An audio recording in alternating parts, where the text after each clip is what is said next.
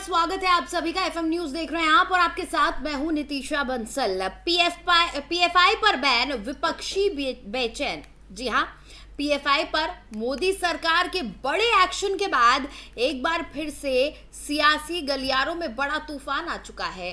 एक और जहां खुद को मुस्लिमों के मसीहा कहने वाले असदुद्दीन ओवैसी इसे गलत ठहरा रहे हैं, वहीं खुद को देश की पार्टी बताने वाली कांग्रेस ने भी इस पर सवाल खड़े किए हैं। दरअसल आपको बता दें कि केंद्र सरकार ने देश भर में पीएफआई के आतंकी गतिविधियों में लगातार सक्रियता के चलते उसके जो सबूत मिले हैं उसके बाद उसके ऊपर बड़ा एक्शन लिया है। गृह मंत्रालय ने मंगलवार की देर रात नोटिफिकेशन जारी कर पॉपुलर फ्रंट ऑफ इंडिया यानी कि पीएफआई को बैन करने का आदेश जारी किया है। विवादित संगठन पॉपुलर फ्रंट ऑफ इंडिया पर 5 साल के लिए बैन लगा दिया गया है। इससे पहले पीएफआई के खिलाफ देश भर में एनआईए की छापेमारी हुई और इसमें सैकड़ों लोगों की गिरफ्तारी की गई। दरअसल एनआईए की पीएफआई के खिलाफ पहली छापेमारी 22 सितंबर को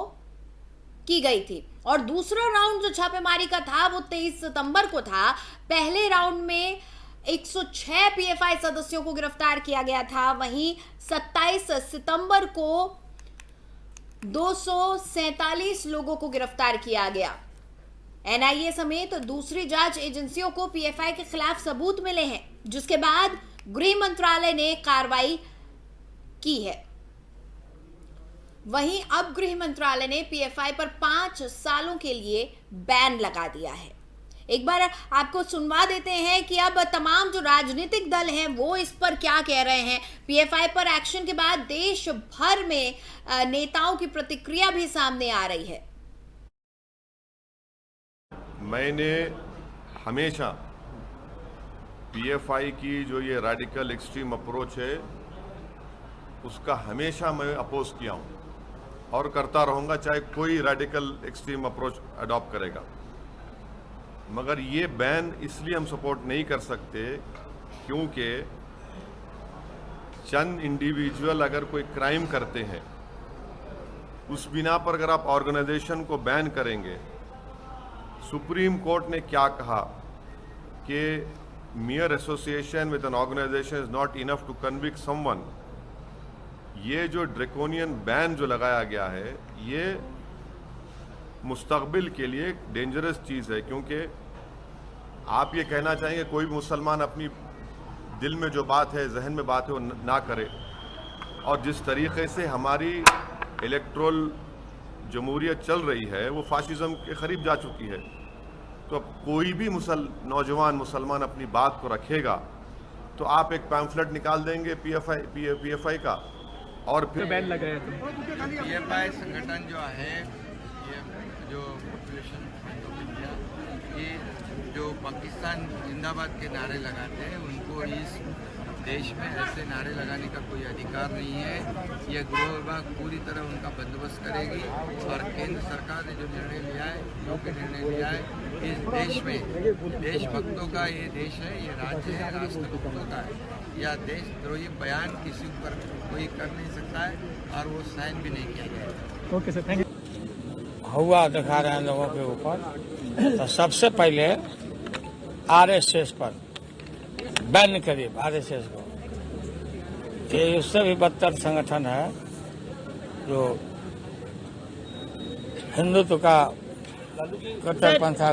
नीतीश कुमार को लाल किला पे भेजिएगा झंडा फहराने के लिए, नीतीश कुमार को दिल्ली पहुंचाइएगा आप, और तेजस्वी को कब तक मुख्यमंत्री बन जाएंगे? टाइम पर इंतजार करिए। आप चाहते हैं कि तेजस्वी यादव बिहार संभालें? बिल्कुल, और नीतीश जी देश संभालें, सब लोग मिलकर संभालेंगे। डेमोक्रेसी के खिलाफ वायलेंट कॉन्स्पिरेसी के तहत जो शैतानी हरकतें कुछ आतंकवादी संगठनों की परछाइयाँ, कुछ इस तरह के भारत विरोधी संगठनों की प्रॉक्सीज भारत में कर रही थी, उनके खिलाफ कड़ी और बड़ी कार्रवाई हुई है। देश की सौहार्द, देश की सुरक्षा हमारी ताकत है और हमारे सौहार्द, सुरक्षा और सहिष्णुता की ताकत ही ऐसे राष्ट्रद्रोही और शैतानी ताकतों की भी आफत है। जो लोग मजहब को सुरक्षा कवच बना करके मुल्क के खिलाफ षड्यंत्र और साजिशों का ताना बाना बिन रहे थे, वो कई वर्षों से इस देश के खिलाफ, भारत के लोगों के खिलाफ, भारत की शांति और सौहार्द के खिलाफ, भारत की सुरक्षा के खिलाफ शैतानी षड्यंत्रों के साथ। तो आपने सुना क्या कुछ राजनीतिक दल कह रहे हैं। कुछ ऐसे राजनीतिक दल हैं जो कह रहे हैं कि पीएफआई पर बैन गलत है। इस कट्टर इस्लामिक ग्रुप की तुलना आरएसएस से भी करी जा रही है और ऐसे में कुछ सवाल लाजमी हो जाते हैं। एफएम न्यूज ऐसे ही कुछ सवाल आपके सामने रख रहा है। पीएफआई पर बैन से आखिर क्यों मचा है ये सियासी बवाल? क्या वजह है कि सियासत गर्म हो गई है पीएफआई बैन के बाद से? पीएफआई के खिलाफ एक्शन से विपक्ष क्यों परेशान है? क्योंकि कांग्रेस की तरफ से भी कहा गया है, एआईएमआईएम की तरफ से भी बयान आया है और लालू प्रसाद यादव को तो अभी अभी आपने सुना वो क्या कुछ कह रहे हैं। पीएफआई बैन के खिलाफ आवाज बुलंद कर रहे हैं। 5 साल बैन से कट्टरपंथियों को इतनी मिर्च क्यों लग रही है? 5 साल के लिए बैन किया गया है, एजेंसियां अपना काम कर रही हैं। पीएफआई पर बैन का विरोध क्यों कर रहे हैं ओवैसी कह रहे हैं कि हम पीएफआई के खिलाफ बोलते रहे हैं समय समय पर, मैंने आवाज बुलंद की है, लेकिन बैन गलत है। भाई क्यों बैन गलत है, समझाइए जरा। पीएफआई पर मोदी शाह के हंटर से कांग्रेस क्यों बेचैन है? कांग्रेस जो है, चाहे कमलनाथ की बात करें या फिर उनके अन्य नेताओं की बात करें, केरल से भी ये बयान आया है कि आरएसएस को भी बैन किया जाना चाहिए, क्या सबूत है पीएफआई के खिलाफ, इस तरीके के तमाम बयान आ रहे हैं। कांग्रेस को आखिर क्या ऐसी दिक्कत हो रही है? क्यों कांग्रेस पीएफआई जैसे संगठन का विरोध कर रही है? आपको बता दें, पीएफआई का नाम सिर्फ एक मामले में नहीं आया है, बल्कि पीएफआई का नाम बार बार कई घटनाओं में सामने आता रहा है। पीएफआई का नाम हत्या और हिंसा और दंगों से जुड़ा हुआ है। टेरर फंडिंग में पीएफआई का नाम आया है। मुस्लिमों को ब्रेन वॉश करने की साजिश में पीएफआई का नाम आया है। यहां तक कि आईएसआईएस में युवाओं की भर्ती को लेकर भी पीएफआई का नाम आया है। हवाला से पैसा जुटाना हो, आतंकी ट्रेनिंग देना हो, देश विरोधी नारे लगाने हो, पाकिस्तान से इंपोर्टेड जो नारे हैं वो लगाने हो, एक कोई प्रोपेगेंडा चलाना हो, देश के खिलाफ एजेंडा चलाना हो, देश को अस्थिर करना हो, ऐसी तमाम गतिविधियों में पीएफआई का नाम शामिल रहा है। तो फिर पीएफआई के खिलाफ क्यों बैन ना हो?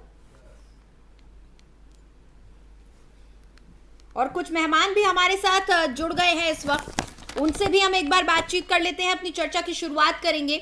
इस वक्त मेरे साथ जावेद मलिक साहब जुड़े हुए हैं जो कि कांग्रेस प्रवक्ता हैं, और साथ ही एलन राव सर जुड़े हुए हैं, पूर्व डीसीपी हैं दिल्ली पुलिस के। बहुत बहुत स्वागत है आप दोनों का। जी धन्यवाद। सबसे पहले तो मैं कांग्रेस के पास आना चाहूंगी। जावेद मलिक साहब, हमने जो आज दिन भर घटनाक्रम देखा बैन लगने के बाद से, कांग्रेस खफा नजर आ रही है पीएफआई बैन को लेकर। क्या लगाव है ऐसा, क्यों आपको दिक्कत हो रही? कमलनाथ जी कह रहे हैं कि भाई क्या सबूत है, पीएफआई बैन क्यों किया गया? क्या ये सबूत कम है? क्या ये आरोप कम है जो एनआईए कार्रवाई कर रही है? क्या ये सबूत कम है? उधर केरल से रमेश साहब भी आवाज बुलंद कर रहे हैं, जो रमेश साहब कह रहे हैं कि वही कांग्रेस की आवाज है। बताएं।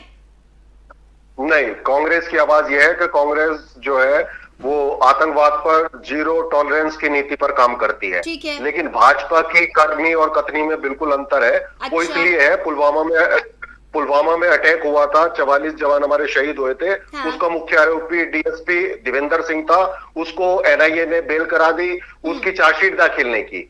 दूसरा प्रज्ञा ठाकुर है जो कि बॉम्ब ब्लास्ट में 9 साल की जेल की हवा खा चुकी है, वो संसद में बैठी है, अभी तक उनका एक्विटल नहीं हुआ है, लेकिन वो संसद में आ चुकी है। ठीक है, तीसरी कहानी में बताऊंगा आपको, अब से कुछ ही देर में बीजेपी हमारे साथ जुड़ने वाली है। ठीक है, ठीक है, लेकिन अभी जो और भी बताता हूँ मैं, आप इनके काले करतूत भाजपा के। दूसरा ये है कि आसाम में, लेकिन फिलहाल ठीक है, हम इन पर कमलनाथ साहब एक बड़े नेता हैं, बड़ा चेहरा है, उनका प्रोफाइल इतना छोटा नहीं है कि उनके बयान को दरकिनार कर दिया जाए। आप समझ रहे हैं, कमलनाथ जी एक देश की राजनीति में जाना माना नाम है, वो सिर्फ मध्य प्रदेश में नहीं है। तो कमलनाथ जी कह रहे हैं पीएफआई के खिलाफ सबूत कहाँ है? मुझे इस बात का जवाब दीजिए। रमेश साहब कह रहे हैं आरएसएस भी बैन हो, आरएसएस कट्टरता फैलाता है। तो आरएसएस तो 3 बार बैन हो चुकी है। आरएसएस तो कांग्रेस को कितने सबूत चाहिए पीएफआई बैन के खिलाफ? टेरर फंडिंग, आईएसआईएस में युवाओं को शामिल करना, मुस्लिम युवाओं को ब्रेन वॉश करना, हवाला का पैसा जुटाना, कितने सबूत चाहिए कमलनाथ जी को? आप सवाल किया है तो जवाब सुनिए ना, मैं सबूत दे रहा हूं आपको। 44 जवान शहीद हुए हमारे। देवेंद्र सिंह को जो डीएसपी था उसको जमानत क्यों मिल गई? नहीं दे रहे हैं सर, आप कमलनाथ जी के बयान नहीं, मैं दे रहा हूं ना, मैं आपको काउंटर करूंगा ना, अपने तथ्यों से फैक्ट से ही तो काउंटर करूंगा। दूसरी बात यह है कि मैंने आपको स्टार्टिंग में कहा कि मैं प्रवक्ता हूं कि कांग्रेस की जो है जो आतंकवाद है उसके खिलाफ जीरो टॉलरेंस नीति है। हाँ। यही भाजपा की सरकार है। जब पठानकोट में आतंकी हमला होता है तो आईएसआई को, पाकिस्तान की जांच एजेंसी को बुला के यहाँ जांच कराती है। अच्छा, क्या है इस पे? नहीं कराया। फैक्ट है ये, मैं फैक्ट बता रहा हूं आपको। और दूसरी बात, आरएसएस को अगर कहा जा रहा है, सुनिए, जवाब सिर्फ आरोप से देंगे आप, तथ्यों नहीं, आरोप नहीं, मैं फैक्ट बता रहा हूं। आरोप नहीं, मैं फैक्ट बता रहा हूं। अभी पीएफआई के 2 आतंकवादी गिरफ्तार हुए थे पटना में, तो एसएसपी ढिल्लन ने क्या बोला था इनकी ट्रेनिंग जो है बिल्कुल आरएसएस की तर्ज पे होती है। तो बीजेपी और आरएसएस बौखला गई थी। तो मेरा सवाल यह है, क्या इनकी ट्रेनिंग जो है पीएफआई वालों की आरएसएस की तर्ज पे होती है? और आरएसएस तो 3 बार बैन हो चुका है, एक 1948 में, एक 1992 में और एक 1975 में। तो नफरत जो फैला रहे हैं, जो भी गलत काम कर रहे हैं, उनको जेल के अंदर डालिए, बैन करिए, किसी को आपत्ति नहीं है। खेमचंद शर्मा जी बीजेपी से हमारे साथ जुड़ चुके हैं। बहुत बहुत स्वागत है सर एफएम न्यूज पर आपका। सर, आप पर इल्जाम लग रहे हैं, कांग्रेस ने साफ तौर पर यह कहा है कि आपकी जो नीति है आतंकवाद के खिलाफ वो जीरो टॉलरेंस की नहीं है, बल्कि आप सिलेक्टिव कार्रवाई कर रहे हैं आतंकवाद के नाम पर। वो कह रहे हैं कि पीएफआई का राग अलाप रहे हैं, बहुत सारे ऐसे आरोपी हैं जिनको आप खुला छोड़ रहे हैं। देखिए, पीएफआई को तो ये बचा के रखते हैं, इनकी प्रिय है, इसीलिए इनको दुख हो रहा है। और दूसरी तरफ ये बैलेंस की राजनीति करते हैं बिकॉज ऑफ अपीचमेंट पॉलिटिक्स। तो एक पीएफआई गलत है, उन पे कार्रवाई करिए, तो बिना लॉजिक के दूसरे लोगों पे भी कार्रवाई करो। ऐसे लोग हैं, इनको शर्म आनी चाहिए। पीएफआई के लोग एक स्टेट में नहीं, मल्टीपल स्टेट्स में इलीगल एक्टिविटीज में पाए गए हैं, एंटी इंडिया एक्टिविटी में पाए गए हैं। अभी पुणे में भी पाकिस्तान जिंदाबाद के नारे लगे जो विरोध प्रदर्शन कर रहे थे। तो पता चलता है उनके व्यवहार से, उनकी एक्टिविटी से, उनकी ये वो लोग सब देश विरोधी लोग हैं, असामाजिक तत्व हैं और बहुत ऐसी चीजें कर रहे हैं जो देश और समाज के लिए गलत है। उनका ही साथ दे रहे हैं। और आरएसएस से कंपेयर करें, आरएसएस उस आरएसएस से जिसको परेड में बुलाया गया, जो पूरे विश्व में सेवा के लिए जानी जाती है, उनको शर्म आनी चाहिए। और इसी वजह से जो इनकी नेगेटिव पॉलिटिक्स है, लोग इनको पसंद नहीं कर रहे हैं, लगातार ये नुकसान पे नुकसान उठा रहे हैं। तो पीएफआई पे कार्रवाई का हम स्वागत करते हैं और वो जरूरी भी थी, सही तरीके से की है और उसमें कोई धर्म या किसी भी बात को आगे रख के नहीं किया गया है। उनका काम गलत था इसीलिए किया गया। आज भी उस धर्म के हजारों ऑर्गेनाइजेशन है, वो चल रहे हैं, अच्छा काम कर रहे हैं तो चल रहे हैं, कोई दिक्कत नहीं है। लेकिन पीएफआई देश को तोड़ने का काम करेगी, देश के खिलाफ काम करेगी, तो कार्रवाई तो होगी ना उस पर। ठीक है, एक बार राव साहब से भी हम सवाल ले लेते हैं। सर, हम ये देख रहे थे कि अभी जब कार्रवाई का दौर दोबारा से शुरू हुआ, 27 तारीख को पीएफआई के अलग अलग ऑफिस में छापेमारी की गई, कई लोग गिरफ्तार किए गए, लगभग 250 लोग, 247 लोग गिरफ्तार किए गए थे। अब की बार कहीं कोई प्रदर्शन नहीं देखा गया, तो ऐसा लगा कि आखिरकार आतंकवाद के खिलाफ सभी पार्टियां, सभी लोग एक मंच पर खड़े हैं, एक मत है। लेकिन जैसे ही देर रात को पीएफआई पर बैन लगा, आज तमाम राजनीतिक दलों के अलग अलग वर्डिक्ट सामने आने लगे। ये जो राजनीति है, क्या ये केस को प्रभावित कर सकती है और देश में आगे पीएफआई के भविष्य पर, या फिर कोई भी और कोई कट्टरपंथी कोई गुट है, कोई समूह है, कोई संगठन है, तो उसके लिए ये राजनीति क्या करने वाली है? ये कैसे इस राजनीति के सहारे कैसे ये संगठन आगे बढ़ते हैं? देखिए नितिशा जी, मैं कोई पॉलिटिकल आदमी नहीं हूँ, मैं बड़ी इंडिपेंडेंटली बात करूंगा, किसी पार्टी पॉलिटिक्स से रिलेशन नहीं है। जहां तक देश की प्रभुता का, अखंडता का, आंतरिक सुरक्षा का और बाहरी सुरक्षा का सवाल है, उसमें मैं समझता हूँ सभी पार्टियों को एकजुट होकर हमें देश की अपनी जो हित की है वो बात करनी चाहिए। पीएफआई के बारे में जितना मैं बता दूं, कई सालों से कई सबूत जुटाए जा रहे हैं और पीएफआई को नई चीज नहीं है। हाँ। जब सिमी 2008 में बैन हुई थी, उन्हीं के आदमी मैक्सिमम इसमें है और इनकी गतिविधियां हर जगह पे, हर केसेज में नोटिस हुई है। देश के दिल्ली के दंगों में इसकी नोटिस हुई है, और दूसरे जो बॉम्ब ब्लास्ट हुए उसमें हुई है, सीए के प्रदर्शन में हुई है, और दूसरी जितनी भी इन्वेस्टिगेशंस एनआईए द्वारा की गई है या हमारे स्पेशल सेल दिल्ली पुलिस ने की है, इसकी पीएफआई की भूमिका अलग अलग बड़ी गहनता से आई है, और उन्हीं को सबको कोलेट करने के बाद में अब ये बैन लगाया गया है। इसमें इसको बैन की बजाय मैं कहूंगा इस संस्था को और उसकी 8 जो और संस्थाएं हैं उनको इसको एसोसिएशन को अनलॉफुल डिक्लेयर किया गया, अनलॉफुल एक्टिविटीज एक्ट के अंदर लाया गया है इसमें। तो इसमें इवन मेंबरशिप जो भी है वो भी अभी ऑफेंस रहेगी, लेकिन साथ साथ में मैं समझता नहीं हूँ कि मैं क्या समझता हूँ कि सबूत मांग रहे हैं। सबूत तो होम मिनिस्ट्री के पास है, तभी तो बैन लगा है। सबूत पर बैन लग नहीं सकता, और उसके अलावा भी सबूत अभी ये टेस्टिफाई होंगे ट्रिब्यूनल में। एक हाई कोर्ट का ट्रिब्यूनल बैठेगा, विदिन 6 मंथ उनको डिसाइड करना है कि ये बैन सही है कि नहीं है।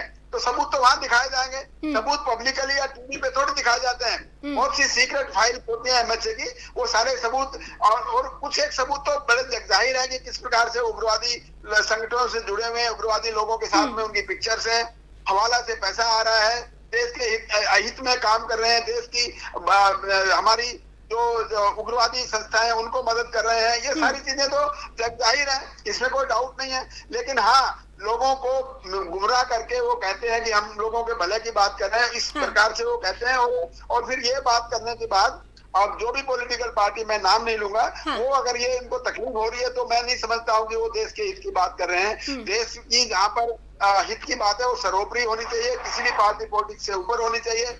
We are all Indian national, हमें इंडियंस की तरह बात करनी चाहिए। कोई भी राजनीतिक तुष्टीकरण की बात या वोट बैंक की राजनीति पे जहाँ तक बात आती है वो नहीं करनी चाहिए। मैं एक उदाहरण दूंगा, बाटला हाउस में जो कह रहे हैं ना, हम जो कांग्रेस पार्टी वाले कह रहे हैं हम जीरो टॉलरेंस की नीति अपनाते। बाटला हाउस में हमारा दिल्ली पुलिस का इंस्पेक्टर मोहन चंद शर्मा शहीद हो गया था। उस इंसिडेंट के बाद आज तक भी कांग्रेसवादी वाले ये कहते हैं कि वो एनकाउंटर झूठा था। और कोई हमारे इसी कांग्रेस की बहुत बड़ी नेता सुना है, उनमें रोना भी आया था कि देखिए ऐसे एनकाउंटर में कोई मारे गए। ये सब चीजें आज की बात कीजिए, आज की बात कीजिए। भाजपा में मिस्टर राव, भाजपा में मैं 10 नाम बता सकता हूँ जो आतंकवादी गतिविधियों में लिप्त है। मलिक साहब, ऐसे नहीं होता ना कि आपके ऊपर आरोप लगे तो आप तुरंत गुस्सा आने लगे। कांग्रेस का क्या रहा, आज तक भी वो कहते हैं कि मैं आपको जवाब दे रहा हूँ ना। अभी बीजेपी आईटी सेल पकड़ा गया है, भाजपा का जो गृह मंत्री के साथ फोटो है उसका, साहिल शाह वो लश्कर तैयबा का कमांडर था, वो बीजेपी आईटी सेल में था। वो तो प्रेजेंट में भी फोटो वायरल है उसका। मैं फैक्चुअल बात में किसी पार्टी, मैं फैक्चुअली बात करता हूँ, मैं फैक्चुअली बात करता हूँ मिस्टर राव। आप अपनी नीति, मैं अनर्गल बयान नहीं दे रहा हूँ, फैक्चुअल बात कर रहा हूँ। ठाकुर 9 साल जेल काटा नहीं काटा, बताइए। प्रज्ञा ठाकुर ने बॉम्ब ब्लास्ट केस में 2 साल जेल काटा है नहीं काटा? पार्लियामेंट में बैठी है तो ये जीरो टॉलरेंस नीति है या नहीं है? उसकी बात कर रहा हूँ। दिल्ली पुलिस को उन्होंने, अरे आज की बात करिए ना।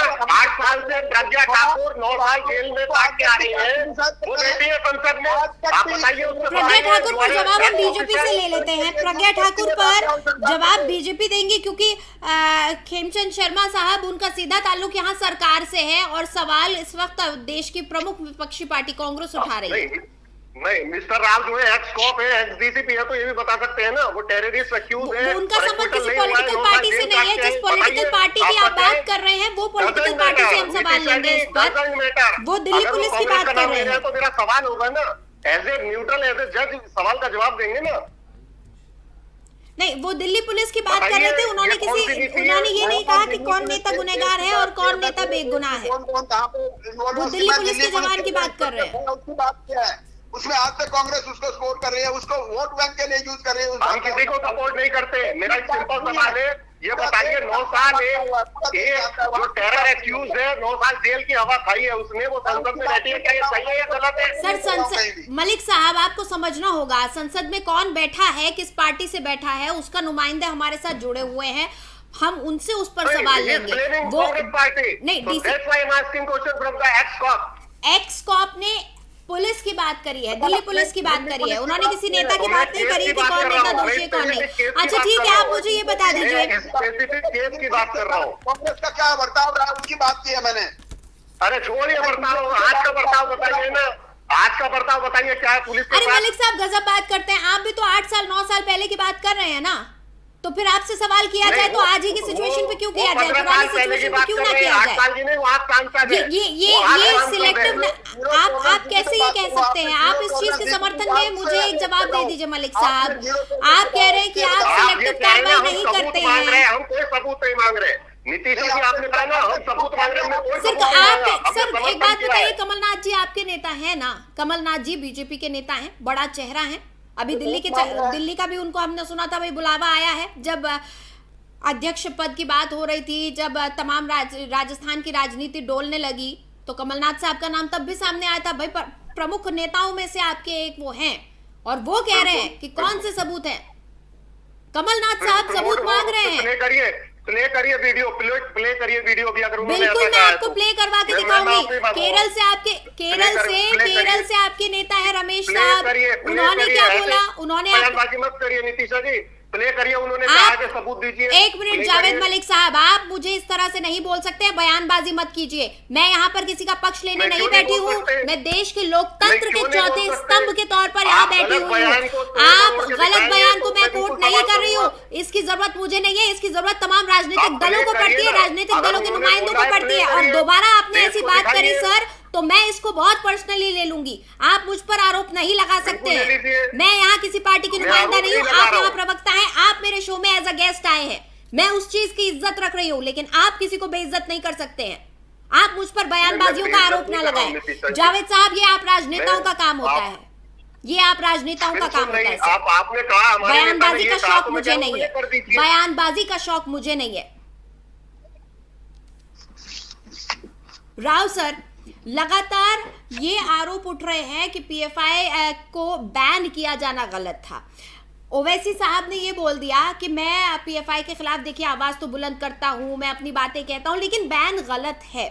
कैसे समझाया जाए तमाम राजनीतिक दलों को कि बैन बिना सबूत के नहीं लगाया जाता है? मत मिक्स करिए, ओवैसी को बोलिए, आप सबको मिक्स मत करिए। ओवैसी को बोलिए, उसके पार्टी का प्रवक्ता बुलाइए, आप सबको क्यों मिक्स कर रहे हैं कि सब बोल रहे? मैं राव साहब से बात कर रही हूँ सर, फिलहाल मैं राव साहब से बात कर रही हूँ। मैं उनसे ये जानना चाहती हूँ कि कैसे प्रामाणिकता लाई जाए, कैसे लोगों को भरोसा दिलाया जाए, क्योंकि लोग एनआईए पर भी भरोसा नहीं कर रहे हैं। मैं आपसे सवाल नहीं कर रही हूँ मलिक साहब अभी। जी राव, देखिए नीतीशा जी, हमारा देश संविधान से और कानून से चलता है। हाँ। और मैं समझता हूँ कि हम सारे भारतवासी संविधान की इज्जत करते हैं, कानून की इज्जत करते हैं, सभी कानून को मानने वाले हैं। हाँ। तो इसमें एक यूएपीए एक्ट है, unlawful association prevention of activities, जो अनलॉफुल एक्टिविटीज है उनको रोकने के लिए एक संविधान, एक कानून बना हुआ है। उसके अंदर ये तय है कि कोई भी संगठन, कोई भी ऐसा कोई संगठन है जो कि अनलॉफुल एक्टिविटीज में लिप्त होता है कंटिन्यूअसली, उनको बैन करने का प्रावधान है उसमें। और उसमें बैन होने का मतलब यह है कि उसको अनलॉफुल एसोसिएशन डिक्लेयर किया जाए। जो आज ये नोटिफिकेशन दिखा रहे हैं सभी, आपकी टीवी पे भी आ रहा है, उसके एंड में आप पढ़ लीजिए, The PFI and its 8 organizations, associated organizations are declared as unlawful association. हाँ. और उसके बाद इसमें सेक्शन 4 का भी जिक्र है, यूएपी के सेक्शन 4 में ये है कि अनलॉफुल एसोसिएट डिक्लेयर करने के बाद में जो पार्टी को अनलॉफुल डिक्लेयर किया उनके नुमाइंदों को एक नोटिस जाएगा विद इन 30 डेज। वो अपना जवाब दे देंगे, वो कहेंगे कि हाँ इस प्रकार से हम अनलॉफुल नहीं है। हाँ। वो अपना जवाब देंगे, उसके बाद विद इन 6 मंथ ट्रिब्यूनल में इसकी सुनवाई होगी। और अगर ये लोग कहते हैं कि ये अनलॉफुल क्लियर किया गया तो 6 महीने बाद ये अनलॉफुल एक्टिविटीज वाला जो एसोसिएशन वाला खत्म हो जाएगा। लेकिन क्योंकि मैंने पहले बताया कि सिमी को बैन करने में मैंने काफी भूमिका अदा की थी, तो 6 महीने के बाद भी 2-3 बार। ठीक है सर, प्रज्ञा भारती जी हमारे साथ जुड़ चुकी है, प्रज्ञा भारती जी हमारे साथ जुड़ चुकी है, एक बार उनसे भी बात कर लेते हैं। स्वागत है प्रज्ञा भारती जी आपका। जी मैम, आपका शुभ नाम? नितीशा। भारती जी, हम ये देख रहे हैं कि पीएफआई का जो बैन है वो बहुत सारे लोगों की नजरों में खटक रहा है और तुलना की जा रही है आरएसएस के साथ। ये कहा जा रहा है कि बीजेपी पक्षपात करती है, सिलेक्टिव कार्रवाई करती है, नो टॉलरेंस की नीति नहीं अपनाती है। ये आपके विपक्षियों का इल्जाम है। देखिए, विपक्षी तो सीधा सीधा जो आरोप लगा रहे हैं वो एनआईए की जांच तक पे उंगली उठा रहे हैं। उनको शर्म आनी चाहिए। इस तरह की बात करना ये क्या राष्ट्र हित में है? एनआईए की जांच में वो लोग पकड़े गए, आतंकवादी कनेक्शन उनके हैं, तो जो हिंदुस्तान की सरकार ने जो किया है, भारतीय जनता पार्टी ने जो किया है, वो बधाई की पात्र है। इनको तो धन्यवाद करना चाहिए। लेकिन ये तो इनको हर बात में कोई भी काम भारतीय जनता पार्टी करेगी तो ये इनकी छाती पर सांप लेटने लगता है। ये विधवा विलाप शुरू कर देते हैं। अरे भाई, देश हित में नहीं काम कर रहा है, ये राष्ट्र हित में नहीं पाकिस्तान जिंदाबाद के नारे लगा रहे थे। क्या ये हिंदुस्तान के पक्ष में है? पूछो इनसे। नहीं, मलिक साहब मेरे साथ जुड़े हुए हैं, जावेद मलिक साहब कांग्रेस के प्रवक्ता हैं, वो बार बार प्रज्ञा ठाकुर का नाम ले रहे हैं। क्या? मलिक साहब मेरे साथ जुड़े हुए हैं, जावेद मलिक साहब जो कि कांग्रेस के प्रवक्ता हैं, वो बार बार प्रज्ञा ठाकुर का नाम ले रहे हैं। इसलिए वो कह रहे हैं कि उन्होंने सजा काटी, तमाम आरोप उनके ऊपर थे और आज वो संसद में बैठी हैं, उनका सीधा ताल्लुक सरकार से है। अरे इनको शर्म आनी चाहिए, ये सीधे सीधे कोर्ट पे भी उंगली उठा रहे हैं। ऐसे लोगों तो बोलने का हक नहीं चैनल पे मैडम, इनको मत उठाया करो। कोर्ट ने उनको बाकायदा वो दिए है, खारिज किया है। दूसरी बात, सरकार जो वो उन्होंने, जनता ने उनको चुन करके भेजा है। सदन में वो आकर के ऐसे नहीं बैठी है। इनको समझाओ, ये कोलू के अकल के कोलू ने, आखिर इनको कौन समझाए?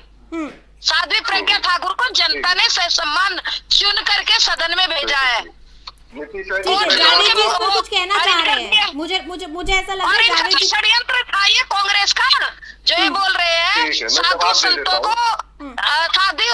संतों को फंसाना, भगवा को आतंकवादी बताना, इनका षड्यंत्र था ये। जवाब दे दूं? ठीक है, ये सक्सेसफुल नहीं हो पाया उसमें, षड्यंत्र में। ठीक है, एक बार जावेद मलिक साहब को सुन लेते हैं कि क्या कहना चाह रहे हैं इस पर। जी जावेद जी बताएं। जी कहिए। हाँ देखिए, भारती जी आप कह रही मैं कोर्ट पे सवाल उठा रहा हूँ। पहले मैं आपको बता दूं, मैं इंडिया, इंग्लैंड और वेल्स और इंडिया 3 कंट्री का लॉयर हूँ। 2 डिग्री मेरी लॉ में है। एनआईए पे आपने कहा, मैं एनआईए पे सवाल उठा रहा हूँ। सवाल इसलिए उठा रहा हूँ, आप सुन लीजिए ना, क्या बदतमीजी करते हो? भारती जी उनको सुन लीजिए, अगर सुन लीजिए, अगर मैं गलत हूँ आप काउंटर करना। सुन लीजिए, तो बात आप काउंटर करना। उंगली उठानेगा। भारती जी एक बार जावेद मलिक साहब को जवाब भी देने दीजिए। भारती जी अगर हिम्मत है तो सुन लो, फिर काउंटर करना। हाँ, भारती जी भारती जी ने कहा मैं एनआईए पे, भारती जी ने कहा मैं एनआईए पे सवाल उठा रहा हूँ। 44 जवान हमारे देश के शहीद हुए थे पुलवामा में। जो मेन आरोपी था डीएसपी देवेंद्र सिंह, उसकी चार्जशीट दाखिल करने में विफल हो गई एनआईए और उसको जमानत मिल जाती है। आप कह रहे हैं मैं एनआईए पे सवाल उठा रहा हूं। और दूसरा, आप ये कह रही हो कि जनता ने चुना है। बिल्कुल चुना है, लेकिन टिकट तो आपने दिया है जिसने 9 साल जेल की हवा खाई बॉम्ब ब्लास्ट केस में। टिकट तो आपने दिया है, आपने मैंने प्रधानमंत्री जी ने कहा प्रधानमंत्री जी ने कहा था मैं दिल से बात नहीं करूंगा, प्रज्ञा ठाकुर है, मैं दिल से बात नहीं करूंगा। प्रधानमंत्री जी ने कहा था हमारे माननीय प्रधानमंत्री 2022 का हिंदुस्तान है, जी का तो सम्मान करिए। प्रधानमंत्री जी ने कहा था मैं दिल से बात नहीं करूंगा प्रज्ञा ठाकुर को। आप प्रधानमंत्री जी का तो सम्मान करिए। सवाल ऐसे नहीं उठा रहे हैं, तुम्हारी पर नहीं जाते हैं। समझ में आ गई? क्या बोल रही हैं आप? जनता ने चुन करके भेजा, तुम्हारी दया पर नहीं आई। कांग्रेस ने तो जेल में डलवाया था। कांग्रेस तो साधु संतों को जेल में डलवाती है, भगवा को आतंकवादी बताती है। आपने मेरा बयान सुना ही नहीं। मैंने कब कहा जनता ने नहीं चुना? टिकट तो आपने दिया। जो बॉम्ब ब्लास्ट के आरोपी हमने टिकट दिया, जनता ने चुना। मानक बदल दिया, हमने टिकट दिया तो जनता ने चुना। जनता के बीच में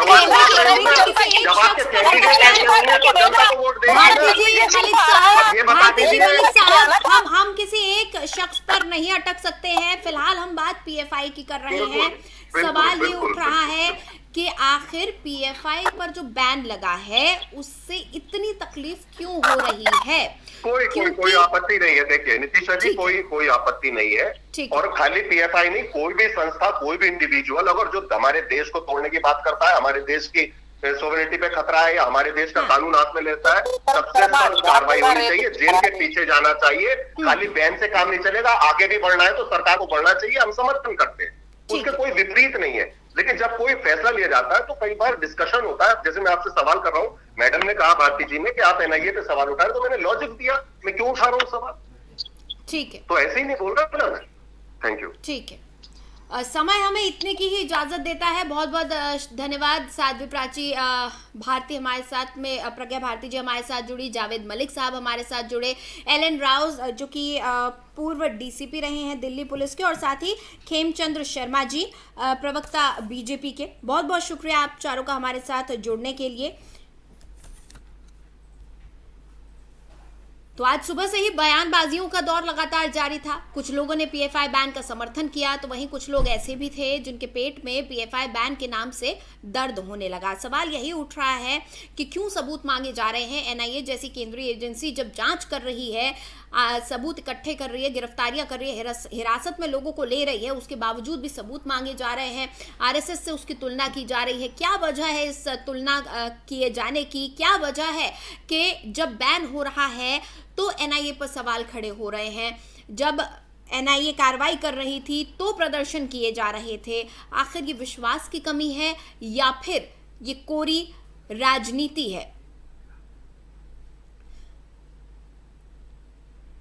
तो तमाम ऐसे सवाल खड़े हो रहे हैं, और सबसे बड़ा सवाल तो अब भी यही बरकरार है कि पीएफआई पर बैन है, लेकिन विपक्ष क्यों बेचैन है? बैन अगर लगाया गया है, गृह मंत्रालय ने नोटिफिकेशन जारी किया है, तो कुछ सबूतों के आधार पर एक कानूनी कार्रवाई चल रही है, और 5 साल का बैन है। 5 साल का बैन इतना ज्यादा भारी क्यों पड़ रहा है? बहरहाल फिलहाल हमारी इस खास पेशकश में इतना ही। आप बने रहिए एफएम न्यूज के साथ।